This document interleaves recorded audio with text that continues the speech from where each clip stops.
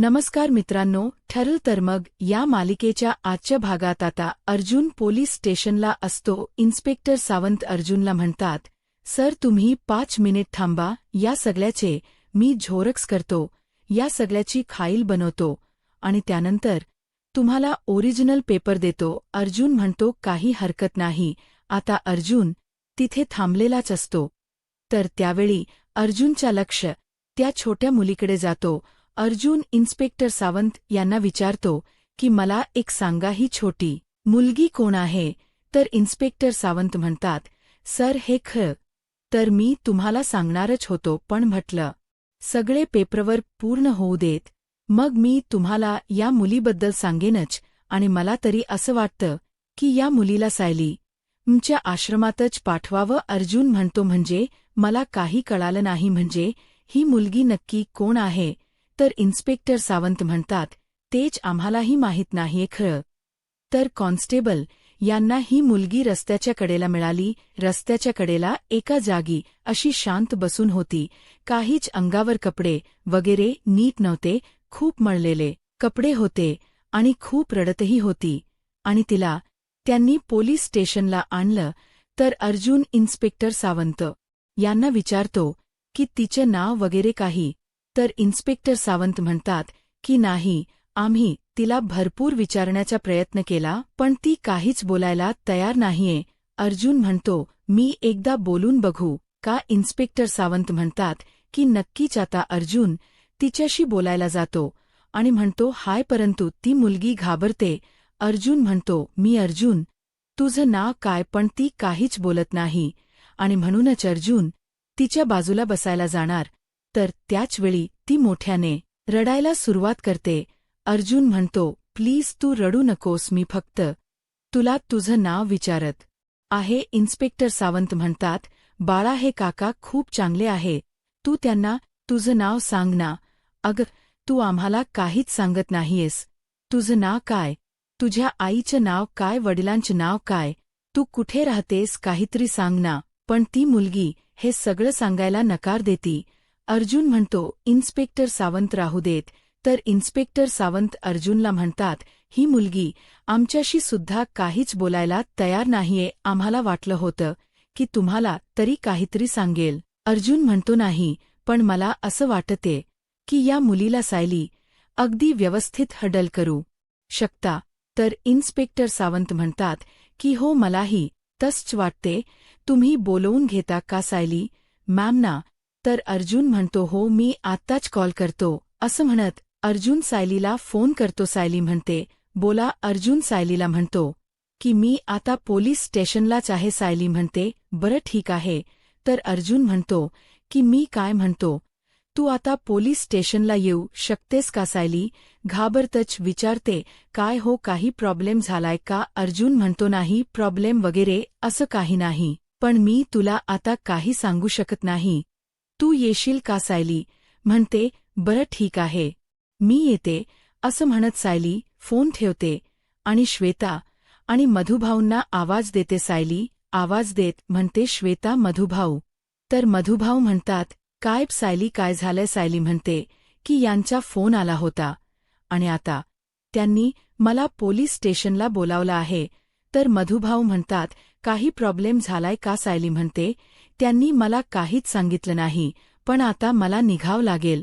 मधुभाऊ म्हणतात, काही हरकत नाही, परंतु सावकाश जा. आता सायली निघालेलीच असते.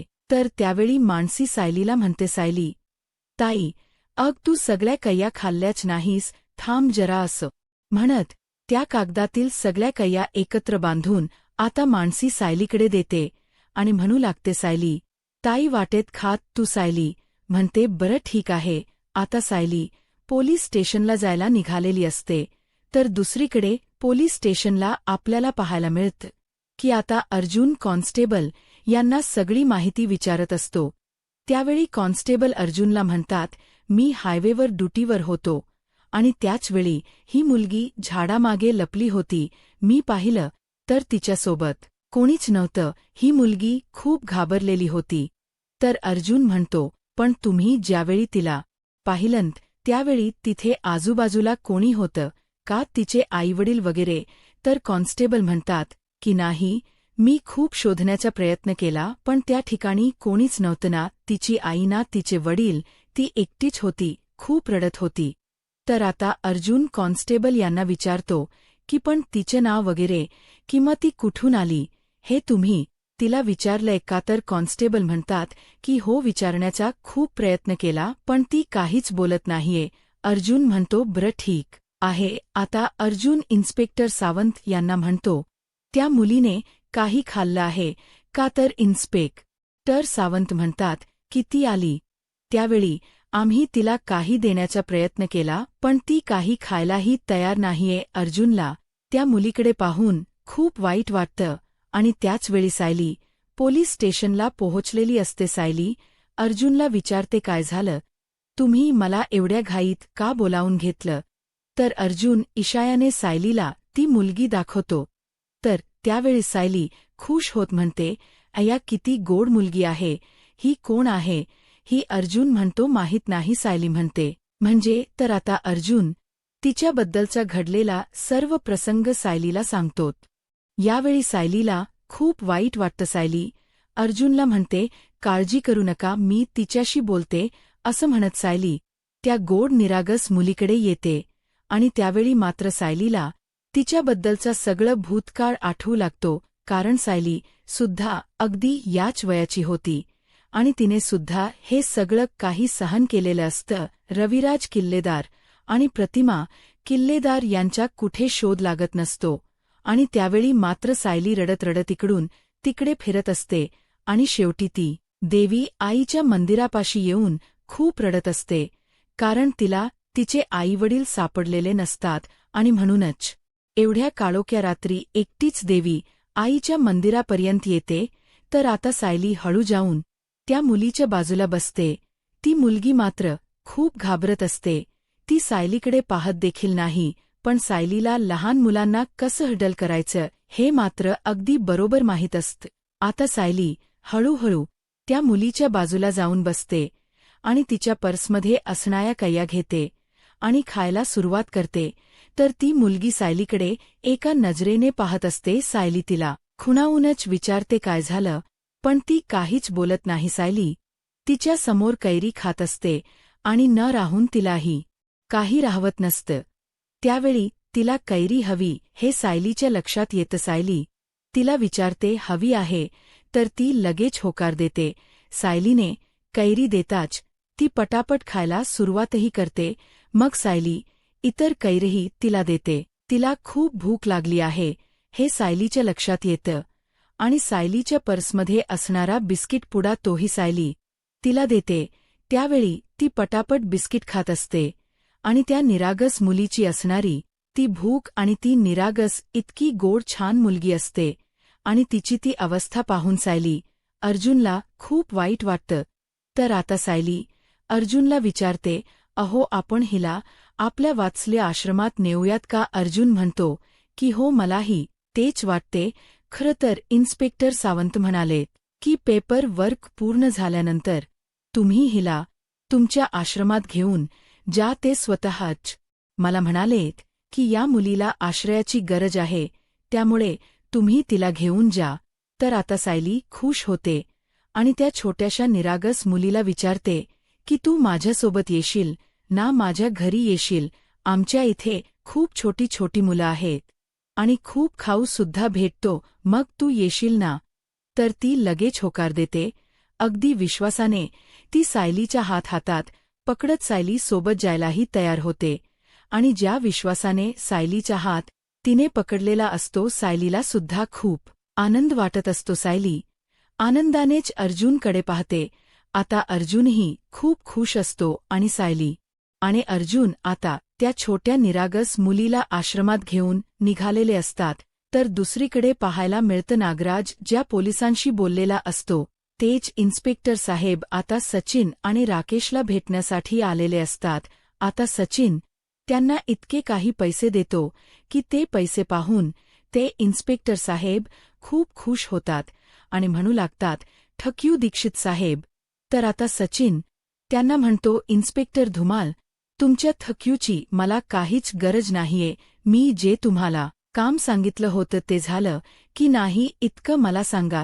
तर त्यावेळी इन्स्पेक्टर धुमाळ यांनी आणलेली कॉफी आता सचिनकडे देतात आणि म्हणतात, ही घ्या तुम्ही मागितलेल्या डॉक्युमेंटची कॉफी. आता तो डॉक्युमेंट सचिन पाहतो आणि त्यानंतर राकेशकडेही देतो. राकेश आणि सचिन आणि इन्स्पेक्टर धुमाळ यांच्यामध्ये चर्चा होते. तर त्यानंतर सचिन त्यांचं कौतुक करत म्हणतो, good good job inspector Dhumal. खरं तर तुम्ही आता जी आम्हाला कॉफी दिली आहे त्यामुळेच तो नातेवाईक जेन्युअल आहे हे कळायला काही आता जास्त वेळ लागणार नाही आणि आता सहजपणे त्याच्यावर विश्वासही ठेवला जाऊ शकतो. आता हा पुरावाच पुरेसा आहे, परंतु हा पुरावा खोटा आहे हे फक्त आपल्याला माहीत आहे. तर इन्स्पेक्टर धुमाळ सचिनला म्हणतात, तुम्ही त्या मुलीबद्दल बाकी काही माहिती मला सांगणार होता ना. तर आता सचिन म्हणतो की हो, आमच्या आश्रमातील सोर्सेसकडून आम्हाला कळालं आहे की ती मुलगी. असं म्हणत सचिन आता त्या मुलीची संपूर्ण माहिती इन्स्पेक्टर धुमाळ यांना देत असतो आणि त्यानंतर त्या मुलीच्या फोटोही दाखवतो आणि ती सगळी माहिती इन्स्पेक्टर धुमाळ यांनी ऐकून घेतलेली असते आणि पुढे काय करायचं याच्या आता नियोजन सुरू असतं. तर दुसरीकडे आश्रमात आपल्याला पाहायला मिळतं सायली आणि अर्जुन त्या छोट्या निरागस मुलीला घेऊन आश्रमात पोहोचलेले असतात. आता सायली आश्रमात येताच मधुभाऊ म्हणतात, ये ये सायली ये. आणि काय बही तुझ्यासोबत गोड बाहुली कोण आहे. तर त्या छोट्या मुलीला पाहून आश्रमातील सर्व मुलं खुश होतात आणि तिला पुढे बोलावत असतात, पण ती मुलगी घाबरते आणि सायलीच्या मागे जाऊन लपते. सायली तिला सावरते आणि म्हणते, बाळा घाबरू नकोस, ही सगळी जण आपलीच माणसं आहेत. हे तुझेच ताई दादा आहे आणि हो, अजिबात घाबरायचं नाही. असं म्हणत सायली तिला आश्रमात घेऊन येते आणि म्हणू लागते, बाळा हे बघ तुझे ताई दादा, त्यामुळे आता तुला यांच्यातील कोणाशी बोलावसं वाटतं ना, त्यांच्याशी तू बोलायचं. तर आता सर्वच मुलं आता त्या छोट्या मुलीला म्हणतात, माझ्याशी बोल माझ्याशी बोल. आता मात्र ती पुन्हा एकदा घाबरते आणि सायलीच्या मागे लपते. सायली म्हणते, अजिबात घाबरू नको, तुला ज्यांच्याशी बोलायचं आहे ना त्यांच्याशी बोल आणि ज्यांच्याशी नाही बोलायचंय त्यांच्याशी अजिबातच बोलू नको. तर आता आश्रमातील सगळीच मुलं तिच्याकडे पाहू लागतात. तर त्यानंतर आता चैतन्यही तिथे असतो. तर सायली चैतन्यला म्हणते, चैतन्य भाऊजी तुम्ही इथे असाल असं वाटलं नव्हतं. हा दोघांचं काही बाहेर जायचं एकत्रच ठरलं का. थांबा, मी तुमच्यासाठी चहा घेऊन येते. तर त्यावेळी कुसुमताई पुढे येतात आणि म्हणतात, थांबा थांबा, तुम्ही काहीही करणार नाहीयेत, तुम्ही फक्त इथे बसणार आहात. असं म्हणत कुसुमताई आता सायलीला खुर्चीवर बसवतात आणि म्हणू लागतात, मॅडम तुमच्यासाठी चहा मी घेऊन येणार आहे. आता मॅडम हा शब्द ऐकल्यानंतर सायली कुसुमताईंना म्हणते, मॅडम. तर श्वेता म्हणते, हो हो मॅडम, आजपासून तुम्ही आमच्या मॅडम आणि आता तुम्ही इथेच बसा, हेच तुमचं सिंहासन आहे.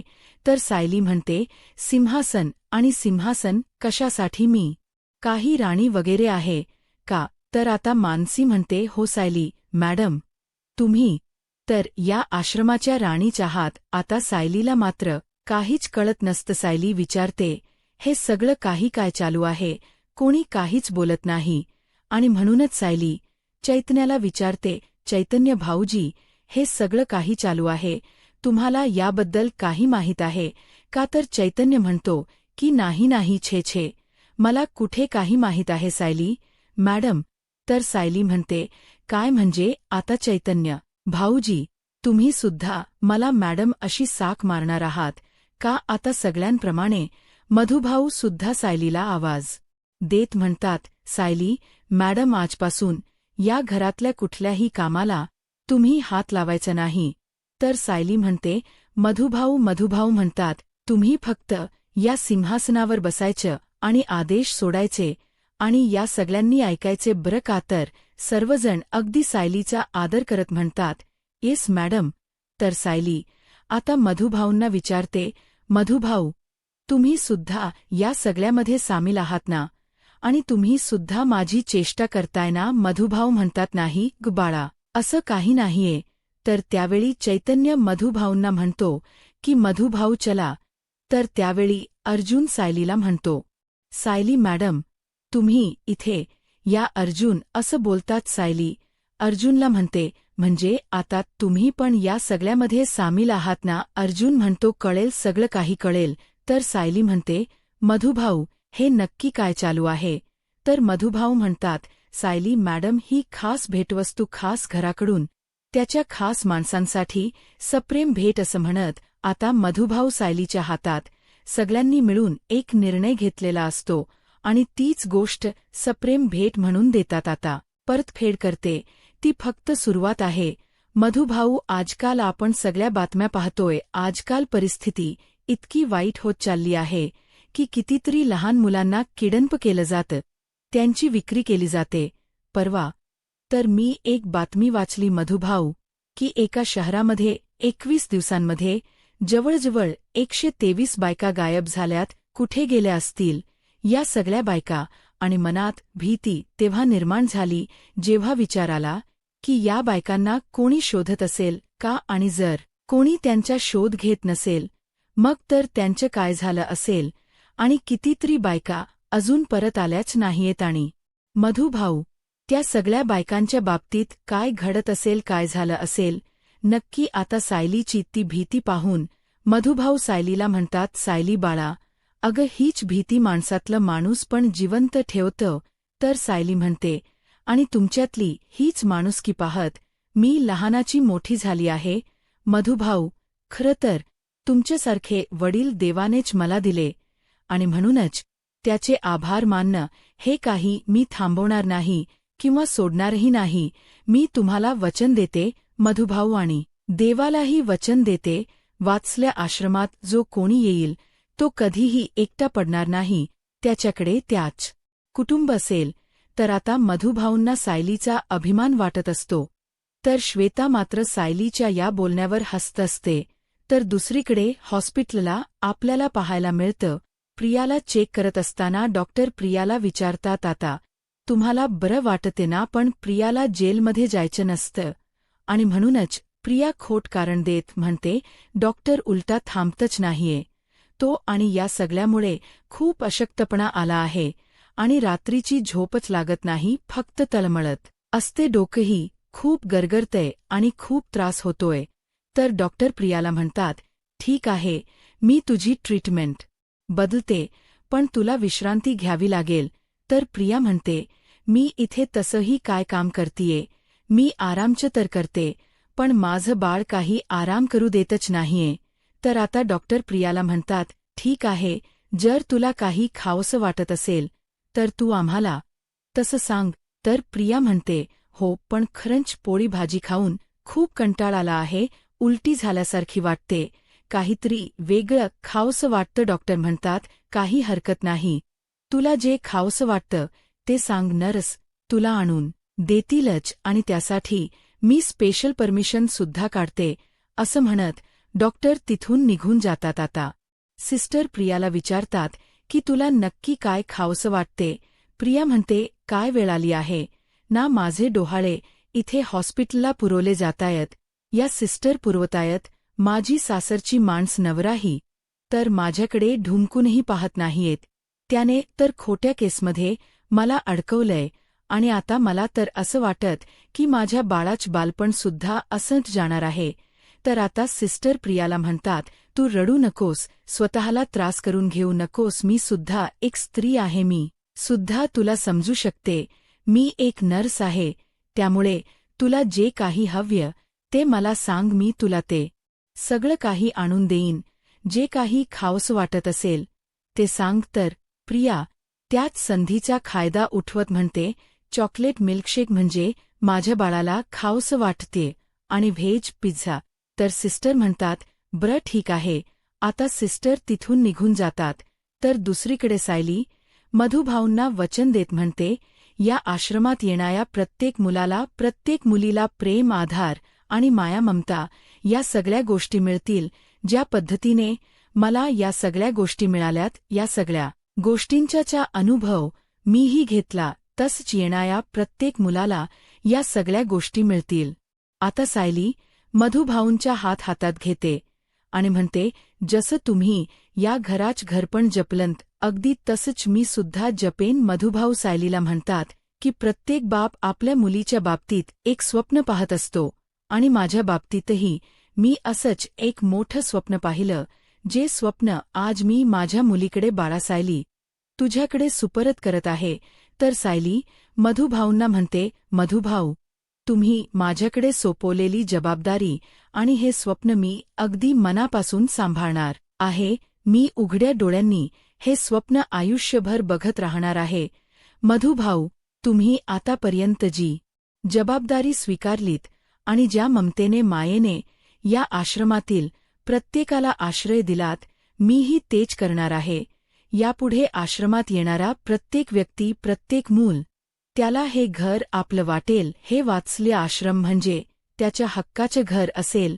मधुभाऊंना अगोदरपासूनच सायलीचा अभिमान असतो आणि आता तो अभिमान इतक्या पटीने वाढलेला असतो की मधुभाऊ सायलीला म्हणतात, बाळा, मला तुझा किती अभिमान वाटतोय हे मी शब्दात नाही व्यक्त करू शकत. तर सायली मधुभाऊंना म्हणते, मधुभाऊ, अहो, या सगळ्या मुलांसाठी तुम्ही तुमचं अख्खं आयुष्य वेचलं आणि यापुढे मीही तेच करणार. तर आता सायली त्या छोट्या मुलीकडे पाहत मधुभाऊंना म्हणते, आता हिलाच बघा ना मधुभाऊ, ही रस्त्याच्या कडेला एका झाडापाशी सापडली आहे. ही इतकी घाबरलेली आहे, हिच्यावर इतके आघात झालेले आहे की अजूनही ती फारशी काही बोलतच नाहीये. ही इतकी घाबरली आहे की तिला जर आपण काही विचारलं तर ती काहीच बोलणार नाही, कारण तिच्या या बाल मनावर इतके आघात झाले आहे की ती पूर्णपणे घाबरून गेली आहे. पण मधुभाऊ, मला तुम्हीच सांगा की या वयात त्यांना शारीरिक आणि मानसिक सुरक्षा मिळणं हा त्यांचा हक्क नाही आहे का? तर मधुभाऊ म्हणतात, हो, नक्कीच आहे. तर सायली म्हणते, मग त्यासाठी कोणीतरी लढायला हवंच ना यापुढे. ही लढाई माझी. आता सायलीच हे बोलणं ऐकल्यानंतर मधुभाऊंना सायलीचा अभिमान वाटत असतो. अभिमानानेच मधुभाऊ सायलीकडे पाहतात. तर येणाऱ्या पुढील भागामध्ये आपल्याला पाहायला मिळतं की इन्स्पेक्टर सावंत अर्जुन सोबत आता वात्सल्य आश्रमात आलेले असतात. तर अर्जुन सायलीला म्हणतो, इन्स्पेक्टर सावंत म्हणतात की इथे आलेल्या एका मुलीची काही वर्षापूर्वी मिसिंग केस केली गेली आहे.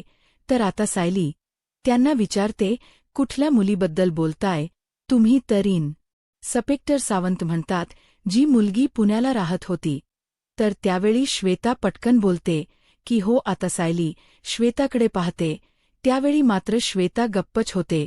तर दुसरीकडे सचिन इन्स्पेक्टर धुमाळ यांना फोन करतो आणि म्हणू लागतो, उद्या माझ्या माणसासोबत तुम्हाला वात्सल्य आश्रमात जावं लागेल. तर इन्स्पेक्टर धुमाळ होकार देतात. तर आता राकेश सचिनला म्हणतो, सायली, अर्जुन, आता ह्यांची वाट लागणार आहे. खरं तर या कामाला अगदी छान पद्धतीने सुरुवात झाली आहे. तर सचिन म्हणतो, हो, आता कुठे लपावं हे त्यांनाही कळणार नाही. तर आता खरंच या सगळं यामध्ये सायली अडकेल का? आता पुढे काय होईल हे पाहायला आत्ताच माझा महाराष्ट्र या यूट्यूब चॅनलला सबस्क्राईब करा. धन्यवाद.